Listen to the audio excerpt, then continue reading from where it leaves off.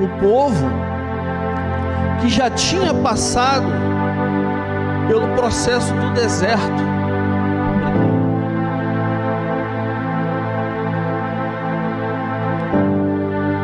E ele ali, durante esse período, começa a fazer a circuncisão da nova geração que foram nascidos ali no deserto, né? Uma geração que não tinha ainda um lar, viviam em tendas, marchando e seguindo a liderança, né, de Josué.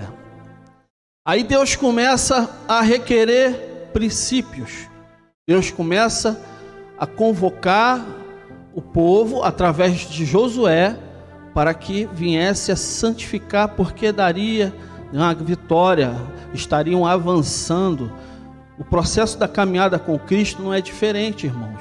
Nos dias de hoje eu não sei qual é o vale, qual é o deserto, qual é o Jordão que te separa de alcançar a promessa de Deus, mas uma coisa eu tenho certeza, você está no caminho certo, na direção certa, está buscando a face do Senhor, já adorou em espírito e em verdade, já se desprendeu das coisas desse mundo, então você está no caminho certo. E ali Deus deu vitória, o Jordão se abre de forma poderosa, o povo passa. E ali ele começa a separar aquela geração, fazendo a circuncisão, porque aqueles que desobedeceram no deserto, sob a liderança de Moisés, infelizmente não alcançaram, por conta da murmuração, por conta da desobediência, por conta do bezerro de ouro, por conta das coisas que não agradavam a Deus, falando contra Moisés, falando contra, né, os mandamentos de Deus, não dando crédito, não crendo no que Deus tinha prometido lá no Egito. O povo já tinha passado pelo Mar Vermelho, já tinha sido perseguido por Faraó, já tinha sido escravizado, agora estava caminhando rumo a Canaã, terra da promessa, mas murmurando. Servir a Deus, ele requer critério. Servir ao Senhor Jesus não é de qualquer maneira, tem que haver renúncia. Nos dias de hoje, como eu vou poder viver milagre se eu estou me misturando com festa pagã? Como eu vou viver milagre se eu estou falando o que não devo sobre o irmão, sobre a vida alheia? Como é que eu vou viver milagre se eu não me santificar? E que anda, sube na caia. E o povo ali estava sendo mais uma vez provado para ver se seria aprovado. Uma nova geração, quer dizer, 40 anos morreram no deserto por conta da desobediência, por conta de caminhar seguindo a promessa de qualquer maneira.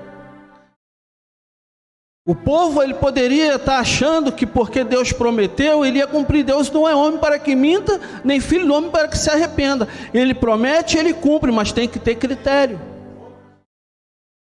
Tem que ter reverência quando entrar na casa do Senhor. Tem que haver santificação quando você estiver fora também lá, dando testemunho de vida. Não é de qualquer maneira, irmãos. A Bíblia diz que naquele grande dia vamos ficar surpresos. Então não é necessário a gente ficar preocupado se alguém está fazendo algo errado, se dizendo cristão, ou não é para nós ficarmos apontando nem propagando o que não é agradável a Deus. Se a gente vê a atitude de algumas lideranças na rede social, procura, passa de largo, não fica compartilhando coisas que desagrada o reino de Deus, que ele vai prestar conta se é que ele está fazendo aquilo. Tem muito fake news, tem muita fofoca na internet, muita coisa que não convém. Então, indiretamente, as pessoas despercebidamente estão dando ênfase, estão promovendo isso, discórdia, causando, né, aquele desprazer, né, dos que ainda não foram alcançados, de olhar e vê aquilo como impedimento de dar um passo para Jesus, porque muitos vão ter acesso àquilo que está sendo, né?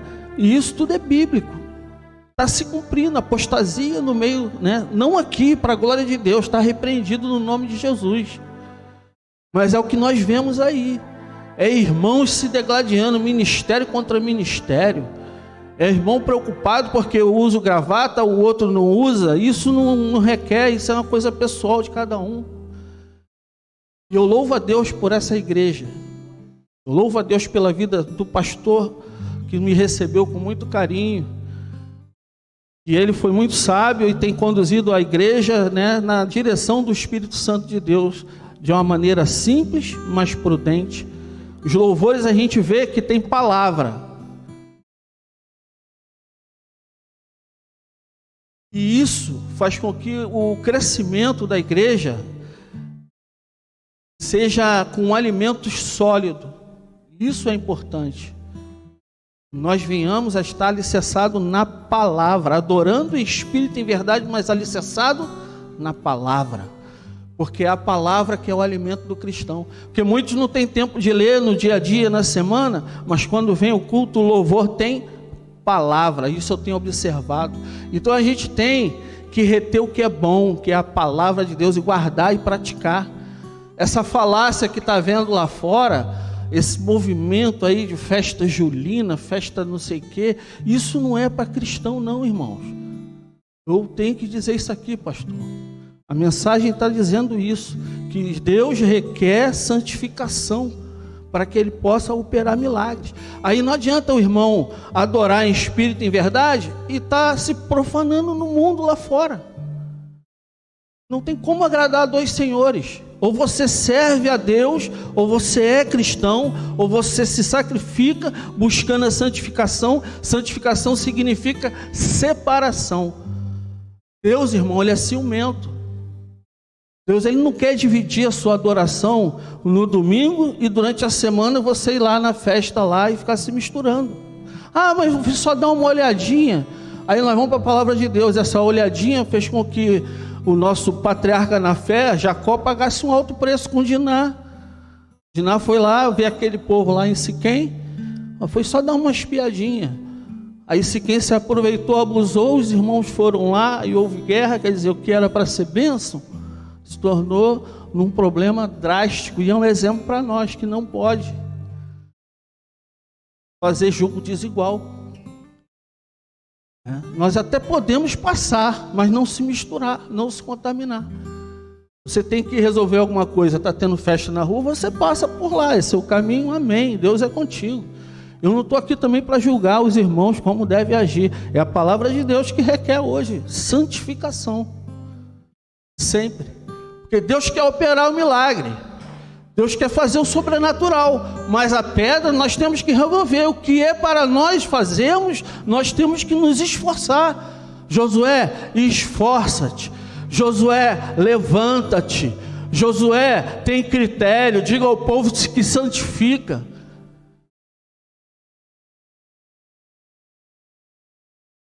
Aí quando estava prestes, né? Aí Deus permitiu, né, passar pelo Jordão a seco, fez milagre ali, a arca da aliança foi na frente, e ali o Jordão se abre e Josué consegue passar, porque houve santificação. Nós vimos aí um milagre. Aí no capítulo 6 nós lemos aqui que Deus está estabelecendo um critério para uma nova geração que foi escolhida para poder entrar na terra que emana leite e mel. E hoje eu estou falando aqui para uma geração que é lavada e remida no sangue do Cordeiro, e é um povo eleito, é um povo santo, é sacerdócio real, é embaixador de Cristo, é ungido do Senhor, é um povo que foi escolhido para morar nas mansões celestiais, e que em breve estará nas bodas dos cordeiros, morando na mansão celestial. E é a nossa promessa, maior, que é da vida eterna. Que é o que olhos não viram, que ouvidos não ouviram, e nem entrou no coração humano daqueles que amam a Deus. E quem ama a Deus, agrada a Deus. Como você ama a Deus e vai fazer as coisas que não agradam a Deus? E ali o povo recebe as instruções de como passaria pelas muralhas de Jericó. Aos olhos humanos, era impossível chegar até Canaã.